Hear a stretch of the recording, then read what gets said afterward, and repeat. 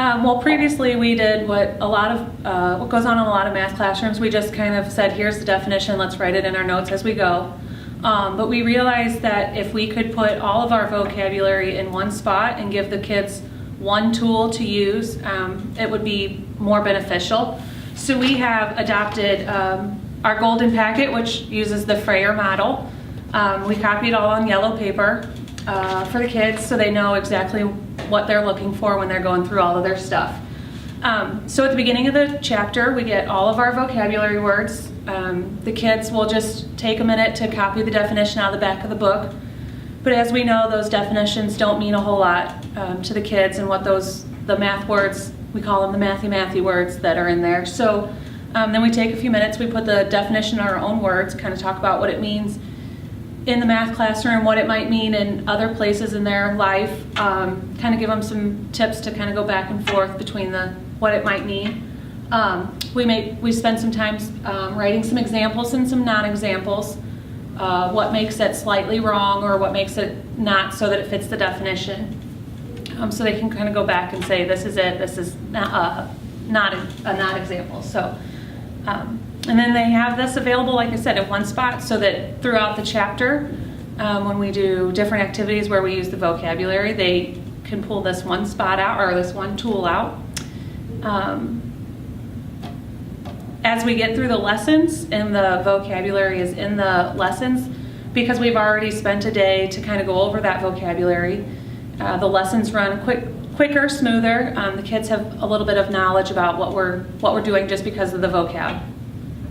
And do you think that it has helped them to understand your content area better by you taking time to promote literacy in this way? I definitely see, we've seen lots of improvements throughout the year, and we've been fortunate to see some good results on our MAP testing.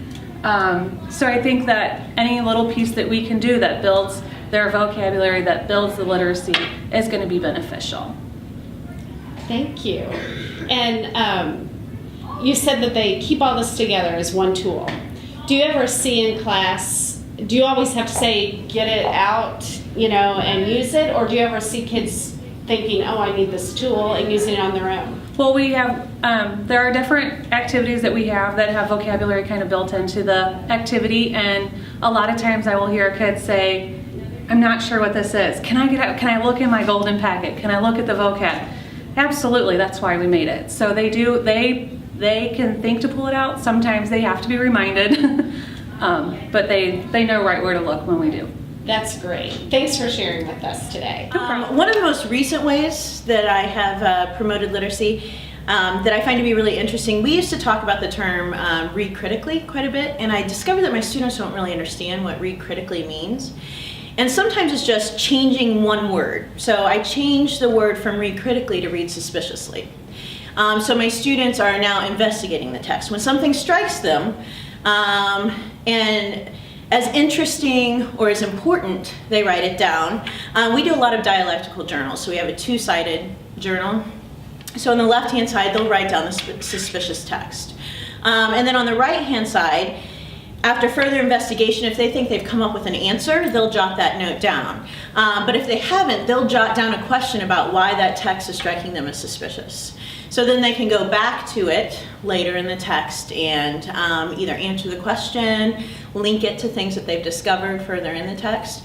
But just changing that one word from reading critically to reading suspiciously, now they know that they're reading with the idea of questioning and linking ideas within any text that they read. And so you're making them, through this exercise, think about what the process of reading. Right, exactly. And where did you get the idea to substitute the word? I wish I could claim it as my own, and I can't. I am, one of the ways that I continue to grow as a teacher is through Twitter. And so I've developed a professional learning network on Twitter. They call it a PLN. And it's a link of a whole bunch of different teachers and administrators that I've just discovered through researching on Twitter. And so that was actually an idea that I found through one of these educators that I'm connected with on Twitter. Very neat way to find it out. So have you found other ideas for literacy by connecting in this way? I find, well, I discovered Chris Lehman's book called The Art of Close Reading through Twitter. And so I've used his techniques for close reading quite a bit. The idea that you, instead of asking students to read an entire text and take in that entire text, you focus their reading on a specific subject or lens is what he calls it. So it's like taking a magnifying lens and magnifying one part of the text so that they focus in on that one aspect as they're reading, and that's their close reading. And so they'll take notes about that aspect, and then you ask them to draw a conclusion about that specific lens that you've asked them to read through. And give an example of a lens, in case someone's new to this idea. Well, of course, in literary theory, there's a lot of different lenses. So with my seniors, we use the common literary theory lenses like feminist criticism and Marxist criticism, which is socioeconomic criticism. But with my juniors, I don't get that complex with them. If we're reading Thoreau or Emerson, the Transcendentalist, I'll have them focus on their life philosophy or their philosophical view of how to live a good life. And so as we're reading, they're looking for those specific pointers of what good living looks like. So maybe I do that with Thoreau, and then when we get to Emerson, I give them the focus of how are Emerson's ideas different from Thoreau's. So then as they're reading that, they're focusing in on this is different than what Thoreau said. So they have this focus instead of taking a really difficult piece of literature and trying to understand absolutely every aspect of it. This allows them to focus in and look for meaning in one specific area. And it makes them have a purpose then as well when they're going through it. Exactly.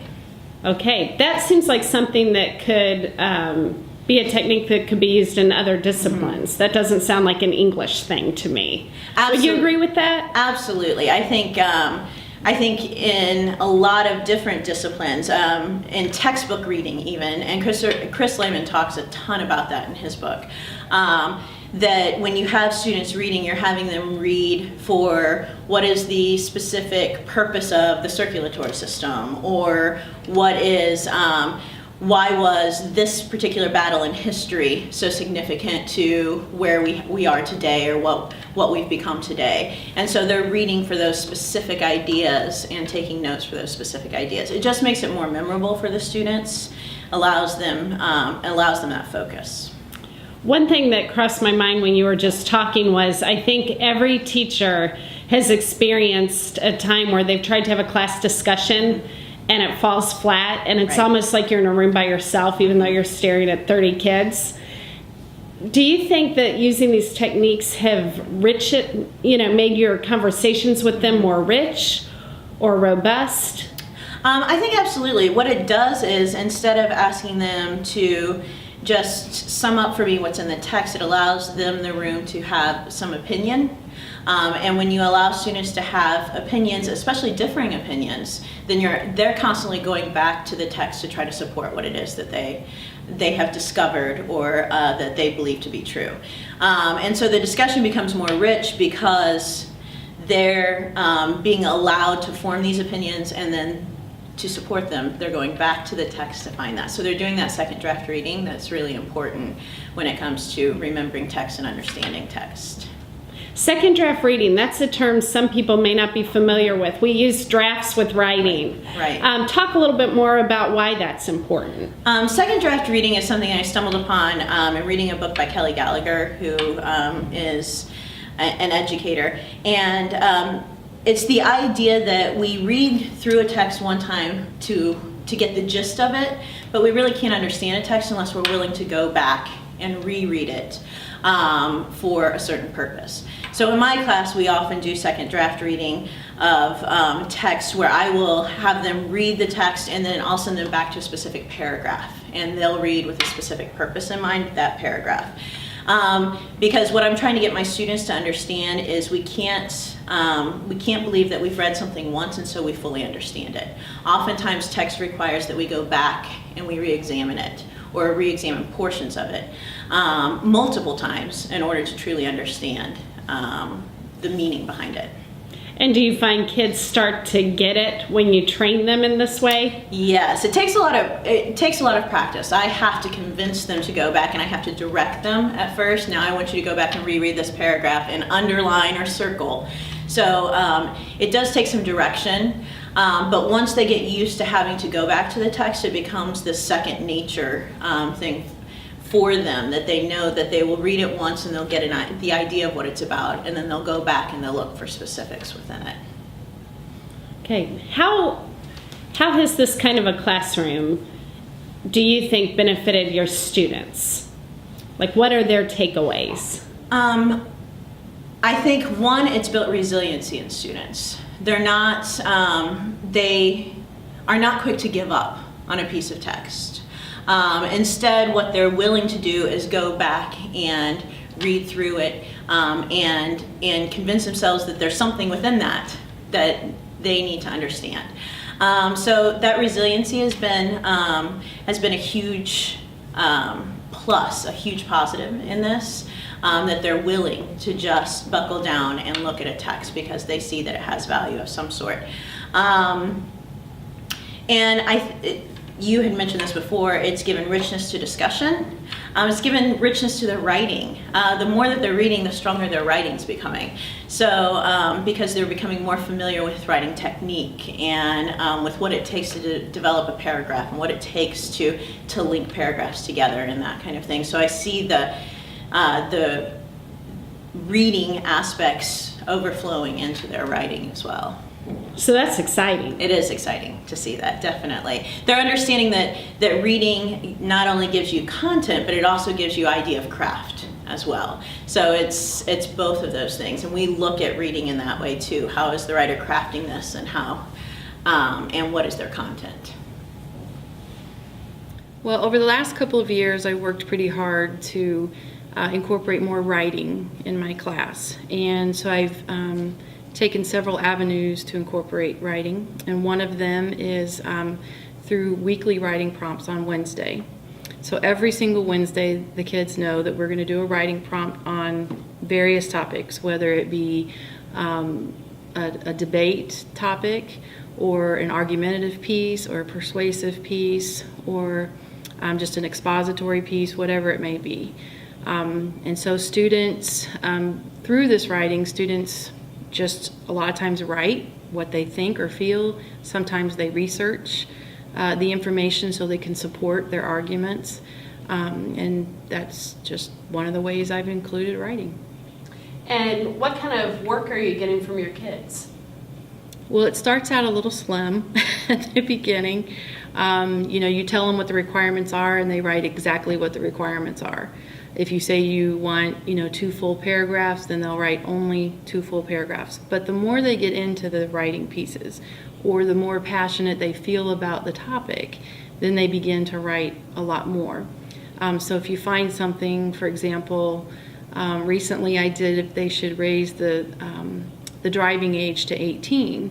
Kids were very passionate about that topic because, of course, they don't want that to happen. So they began doing a lot of research on, the statistics of adult drivers versus teenage drivers, and so they wrote a great deal. And then as they write every week, it just seems like they really learn to organize their thoughts and to make it just flow into what ends up being what I think a quality piece by the time they're finished. I think our biggest strategy that we use is our interactive notebooks. It tracks daily objectives. It tracks the kids' progress as they get through, and they also take ownership in what they do. So a lot of these kids hold on to them for years. They take them to other classes and still use them. And in the interactive notebooks, the kids are asked to keep lists of vocabulary, keep it organized. We use Frayer models in the vocabulary. We ask them questions, do nows every day that are kept in here, that they do a lot of their thinking and a lot of explaining why they do things, because our do nows are asked in a way, not just what's the answer, but how do you go about it. And so each child keeps his or her own notebook, is that correct? They have their own notebook, and they do one per semester. And at the end of the semester, they start out with this very thin notebook that they do, and then by the end, we've added so many things that it's thick. If we kept a whole year in here, they'd have to put a rubber band around them to hold everything that's in there. But everything is in there, and they want to go back to them because they're cool. There's foldables in here. They make them their own. I love this. And you've both referenced foldables, Tell me a little bit about what a foldable does as far as your content. So our foldables are just another way for us to re-hit those highlight points. They've taken notes over the subject. Our foldables are usually not a new introductory to a curriculum. It's usually a way to wrap things up and give them a nice, pretty foldable to access for homework, studying, those kind of things. Let's see if we can, like we just did this one today. So they've learned congruent triangles, and now they've got a nice place where all their definitions are, some examples are, and we always put them on colored paper so that they can find them in their interactive notebooks. And they always come back from their own learning. So that Right. foldable this morning was filled out from, they learned it last time, but then they had to bring it back to class and fill out each one of those sides with what they remembered. It wasn't so much what we told them to write down. They had to come up with, okay, this is what angle side angle is to me, and then they put it in there. Their And I own like how words. you also had the non-linguistic representations there, the true triangles. Right. So they had the correct example to make that connection mathematically. That is very important. Like, you want to make sure that if it's something they're going to reference, that it is correct, that they have those in there also. So in a sense, they're making their own geometry book in a way Pretty throughout the much. year. They are taking so much more away from this notebook than they are when we just lectured at the front of the room. And that's what it's swapping out, is that time of, I could stand in front of you and tell you all of this information, or I could have you cut and glue and put down your own thoughts and make it your own, and they remember it so much better. So it takes a lot of planning and forethought, and we do a lot of organization. So a lot of the notebooks, each chapter is set up exactly the same. So after the first time, the kids know how to do it. So you just say, all right, we're gonna start class, you guys make unit 4, these are your titles, go and take care of it, and then they spend the time and put it all together. So do you think your students are learning your content material better since you have used this as an instructional tool? The kids say so. I mean, like, I can say that all day long. I can tell you that absolutely happens, that they are using these, that kids can understand to a deeper level, not just to be able to blab off a definition, Recall, but they right. can actually tell me things about whatever we're learning about. But when the kids come back and they're like, no, like, I was helping somebody else and they just kept telling me the same pattern, and I was like, we don't even need that pattern, because look, I came up with my own pattern in here, and look, this is what I did instead. And so they're looking at things from different ways, and That 'cause it's is their own. wonderful. That is a really neat deal for kids. Yeah. And the other thing I like is, I know in the NEE, one of the things the principals look for when they come in to evaluate is, are your kids engaged? Mm-hmm. Do you have a lot of kids that are like, I'm not doing the notebook? No. That's, I have to say, I'm so glad you bring that up, because I was thinking last night about something that I could tell teachers that is really impressive. And as silly as this is, I guarantee, I've given out textbooks. I guarantee 3 or 4 kids have already lost those textbooks. Somewhere along the line, I just know that that's happened. I have not found one student that's lost a notebook. In 140 students, every kid, they forget it sometimes. Right. They They may forget leave it it at sometimes. home. Not one kid has lost it. In 140, that's amazing to me that 140 kids hold on to this book. That talks about its value to them. Yes. And when they're engaged, and if you walk into another classroom, they have notes and they have a notebook, but how many of them are flipping back through like, oh my gosh, I know we did this, it's in here somewhere, and they're looking back through it. So before, they would always sit back and take notes and be like, you haven't taught it to me, or it's not right in front of me, and the kids are looking back and flipping through, and they know it's somewhere in there. So. I really think that this helps kids be accountable for their learning. Have them do a KIM strategy, a key idea, information, and memory clue. Sometimes when they're reading through material, they'll have to identify key ideas throughout the reading, find information or what that information is regarding that key idea, and then draw a memory clue for themselves.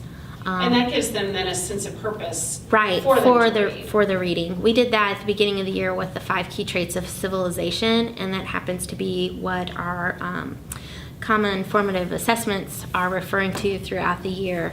And so we address that each unit. We kind of go back and we find ways to find examples of the key traits, and the kids are getting really good at it now. So you've seen I'm student happy about growth it. with that. Yes, it's easier for them now to pick up on what the 5 key traits are, so they can identify quickly examples, whatever civilization we're talking about. They can. It's easier for them to identify examples now that they have that piece to always look back at and use as a reference. And I do lots of other activities where they, the other day they had to read through, we were reading about Charlemagne, and they had to work together to develop a self-assessment. They created, I should say, a group assessment, and it was off of the Read, Write, Think out of that program. And they had to create a group assessment. Each student was responsible for creating a question.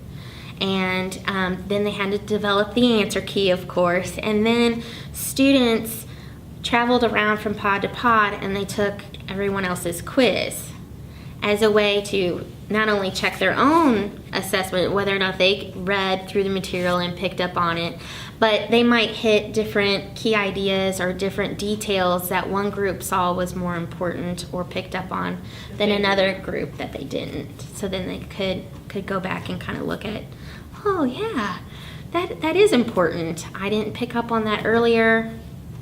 I get it.